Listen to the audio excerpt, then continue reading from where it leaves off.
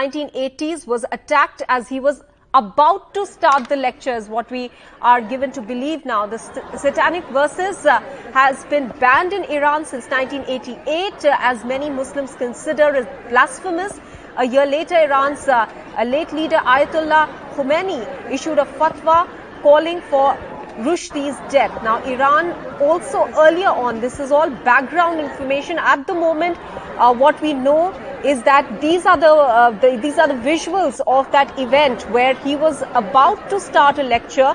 Is what we understand at the moment. There are very sketchy details available as to what exactly happened, but from what we know is that he was on the stage about to start this lecture in Western New York when this attacker approached him, after which the only pictures available currently, some of the pictures taken by those who were sitting there to listen to him, these pictures suggest that he was immediately given medical help there on the stage. So the pictures that you're actually seeing at the moment are of people rushing to give him medical assistance there as this attack took place. The attack took place in New York while he was at an institute to deliver a lecture.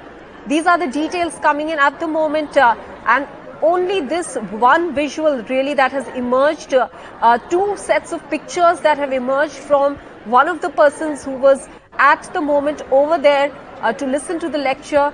This suggests that Salman Rushdie, it appears, and we are not certain at the moment exactly what happened, what his condition was. Those details are still not available. But from what we can gather is that one can see somebody lying on the floor and medical assistance being given to that person. This was after an attempt was made on his life. That is what we understand. This attacker approached him, and this was while Salman Rushdie was about to deliver a lecture in New York. Atish Tasir is now joining us on the phone line. Atish, is there any information that you can share with us at the moment? I have very little information. I've literally heard like 2 seconds ago. We're part of a group of writers, and we were in touch with his wife and Eliza, and I don't even know if she necessarily knows any more information right now. So it's really, really very, very sudden, very early, like to say anything actually. Absolutely, and shocking that it can happen at a public event. Yeah, I mean, I'm actually just completely in a state of total shock, and I mean, I'm just so upset to hear this news.